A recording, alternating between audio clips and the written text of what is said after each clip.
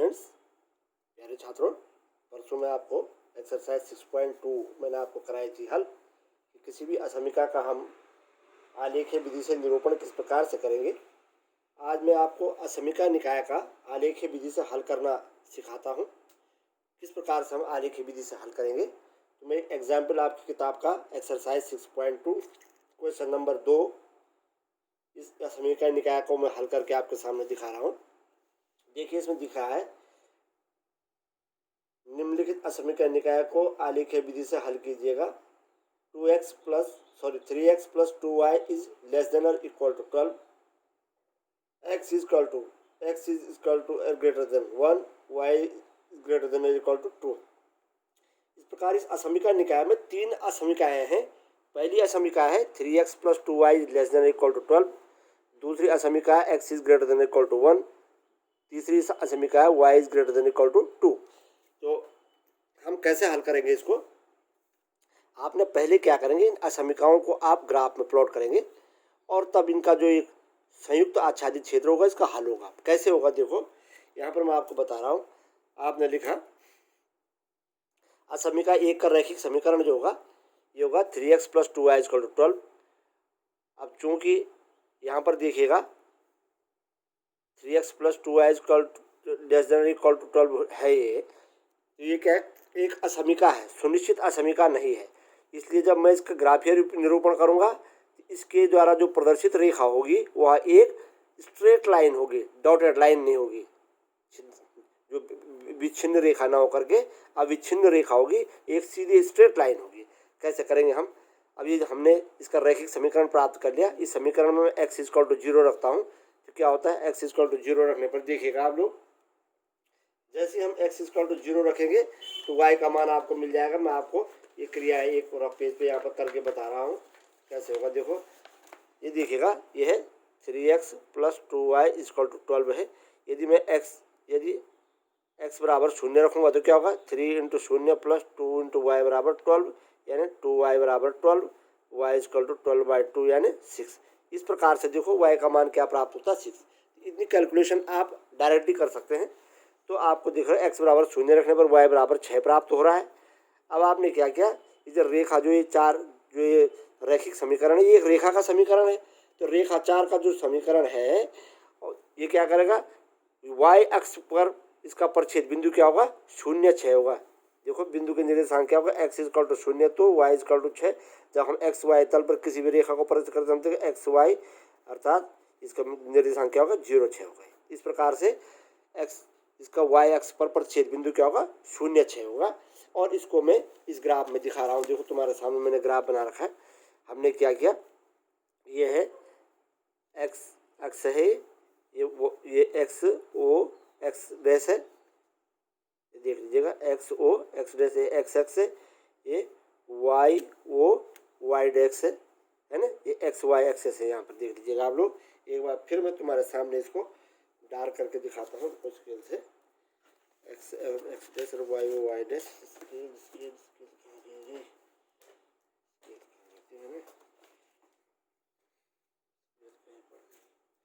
चलो कोई नहीं, मैं वैसे सब सीधे आपके सामने दिखा रहा हूँ। ये है, देखो, ये है x अक्ष है जिसके ऊपर मैं कलम चला रहा हूँ, ये x अक्ष है।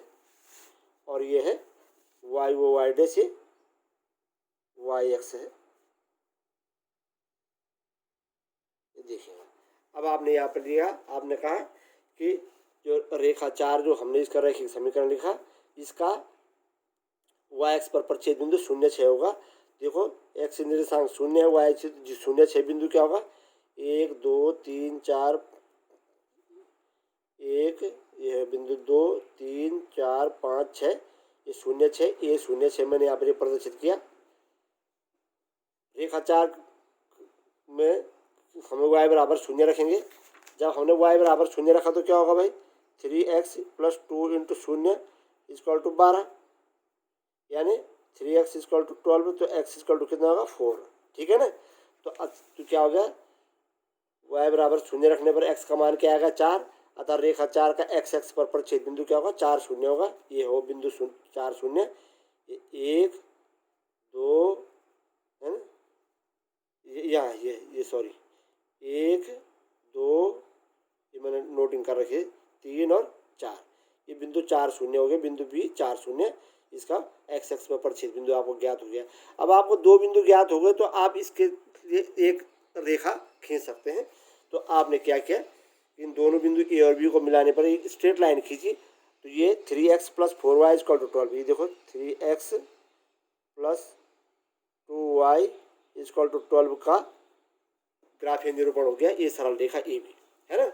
अब यहाँ पर देखिए, हम ये रेखा, हमने कहा हम इसको एक स्ट्रेट लाइन खींचेंगे, डॉटेड लाइन नहीं खींचेंगे, क्योंकि यहाँ पर क्या है, ये मात्र असमीका है, सुनिश्चित असमीका नहीं है, यहाँ पर बराबर का चिन्ह है, इसलिए इसका हल क्या होगा, इस रेखा के ऊपर भी स्थित होगा। ठीक है ना। अब हमने देखा, देखो ये रेखा ए बी है, या इसको दो तलों में बांट रही, इसको मैं बायां अर्धतल कह दूं और इसको दायां अर्धतल कह दूं, इस ए बी रेखा के सापेक्ष, क्योंकि अक्सर थोड़ा ये बायां और दायां में अंतर इस पर दिख रहा है, मैंने इसको बायां अर्धतल कहा, इसको मैंने दायां अर्धतल कहा।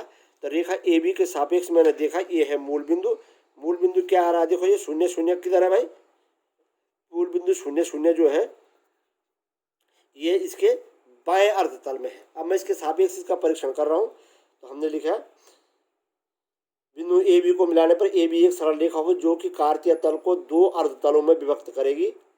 असमीका एक का मूल बिंदु जो कि उसके बाएं अर्धतल में स्थित है, देखो देख रहे हो मूल बिंदु ये है ना, ये इसके बाएं अर्धतल में स्थित है। इसके सापेक्ष परीक्षण करने पर मूल बिंदु ये है 0 0, ये है रेखा ए बी, ये इसके बाएं अर्धतल में स्थित है, ये है बायां अर्धतल, ये है दायां अर्धतल रेखा ए बी के सापेक्ष। इसके सापेक्ष मैंने परीक्षण किया। अब परीक्षण करने पर हम दिखाई दी एक्स मूल बिंदु के निर्देशांक क्या होते हैं भाई, 0 0 है ना। मूल बिंदु के निर्देशांक क्या होते हैं, यहाँ पर 0 0 भी लिखे हैं, मूल बिंदु 0 0 के सापेक्ष परीक्षण करने पर, है ना। तो x0 + 3 0 2y 2 0 यानी 0 + 0 = 12, जो कि सत्य है। इसका मतलब क्या है, अतः असमीका का हल क्षेत्र जिस तरह मूल बिंदु उसी ओर होगा, यदि ये असत्य होता तो इसके दूसरी तरफ होता, है ना। अतः असमीका का हल क्षेत्र रेखा ए बी के ऊपर, ए बी क्योंकि एक असमीका है, ये एक स्ट्रेट लाइन है, इसलिए इसके ऊपर भी इसका हल क्षेत्र होगा, तथा उसके बाएं अर्धतल में स्थित होगा, इस रेखा से और इस रेखा से नीचे बाएं अर्धतल में स्थित होगा, जिसके लिए मैंने नीली रेखाएं खींची हुई है, देख रहे हैं आप लोग। ये इसका हल क्षेत्र यहाँ पर मैंने प्रदर्शित कर दिया।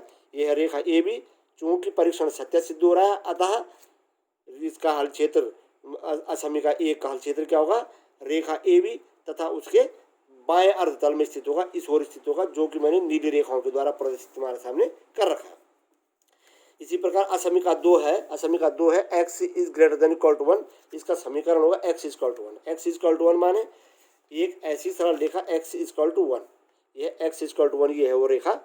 हमने क्या किया, देखो x = 1 कह रहा हो, इसका मतलब y निर्देशांक 0 है कि नहीं, अर्थात x एक्स पर चली गई दूरी क्या है, प्रत्येक बिंदु की क्या है, 1 है। अतः यह y एक्स के समांतर एक सरल रेखा होगी, जो कि पी क्यू के द्वारा मैंने यहाँ पे प्रदर्शित कर रखी है ना।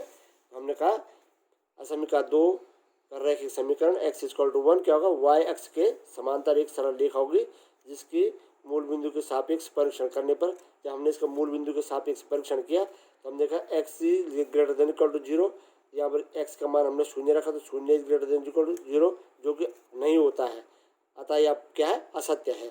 अतः इसका हल क्षेत्र क्या होगा, रेखा पी क्यू के ऊपर तथा उसके रेखा पी क्यू भी शामिल होगी, क्योंकि यहाँ पर भी क्या है, इक्वल टू साइन है ना बीच में, इसलिए रेखा पी क्यू के ऊपर तथा उसके दाएं अर्धतल में स्थित होगा। इस रेखा के लिए ये दाएं अर्धतल हो गया और ये बाएं अर्धतल होगा, पी क्यू के दाएं ओर और बाएं ओर उसके दाएं अर्धतल में स्थित होगा, है ना, जो कि जिसके लिए मैंने लाल रेखाएं दिखा रखी है। ठीक है ना भैया, चलिए साहब, लाल रेखाओं के द्वारा प्रदर्शित है, ये लिखा है मैंने, जो कि लाल रेखाओं के द्वारा प्रदर्शित है।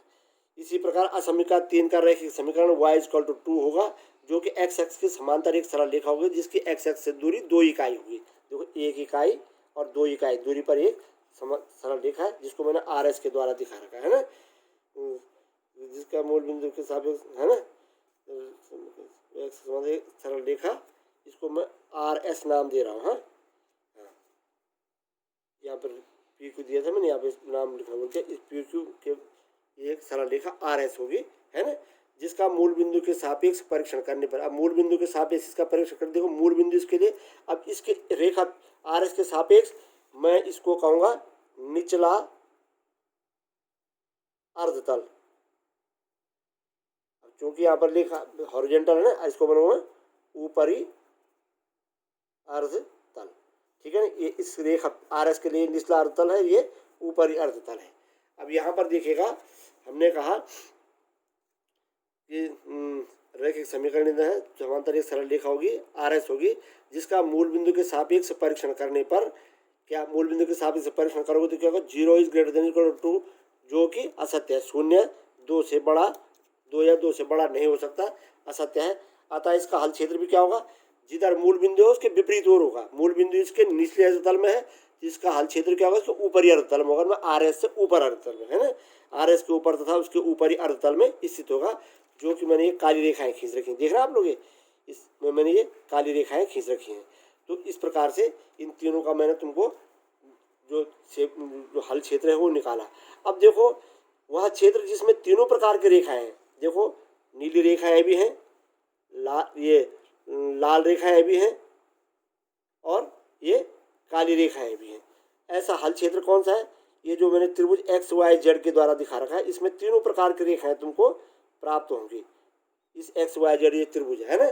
इस प्रकार असमिका निकाय 3x + 2y > = 12, x is greater than equal to y, sorry 3x + 2y > 12, x is greater than equal to 1 तथा y is greater than equal to 2 का हल क्षेत्र वह क्षेत्र होगा जो कि तीनों प्रकार की रेखाओं से आच्छादित होगा, तीनों प्रकार की रेखाओं से आच्छादित होगा। और वो कौन सा, जो कि चित्र में त्रिभुज एक्स वाई जेड के द्वारा प्रदर्शित है या घिरा हुआ क्षेत्र है ना। अतः यह क्या होगा, असमिका निकाय का हल क्षेत्र होगा। इस प्रकार से हम किसी असमिका निकाय का हल क्षेत्र ज्ञात कर लेते हैं। और जब हमने इसका असमिका निकाय का हल क्षेत्र ज्ञात कर लिया तो उसके बाद ये आपका क्वेश्चन जो है सॉल्व हो गया। तो ऐसे ही आप अपनी किताब के अन्य जो प्रश्न हैं इनको भी कर लेंगे, कोई दिक्कत नहीं, कोई परेशानी नहीं है। आप ग्राफ पेपर लीजिएगा, इनको हल कीजिएगा और गृह कार्य आवश्यक रूप से दिखाइएगा। 2 तारीख को गांधी जयंती है, उस दिन हम लोग विद्यालय में होंगे, आप लोग भी 10 बजे पहुँचें और आपका होमवर्क चेक होगा। इस बार किसी प्रकार का एक्सक्यूज नहीं होगा कि साहब मुझे ये हो गया और सो हो गया और इस कारण से नहीं करा पाया। इसके साथ साथ फिर वही तुम्हारा 7-8 तारीख को प्रथम ये तृतीय मासिक परीक्षा भी होनी है, लिहाजा आप तैयारी बना करके रखिएगा। तो इस अपेक्षा के साथ कि आप समय पर अपना काम पूरा करके दिखाएंगे, मैं आपको 2 तारीख को मिलता हूँ। धन्यवाद।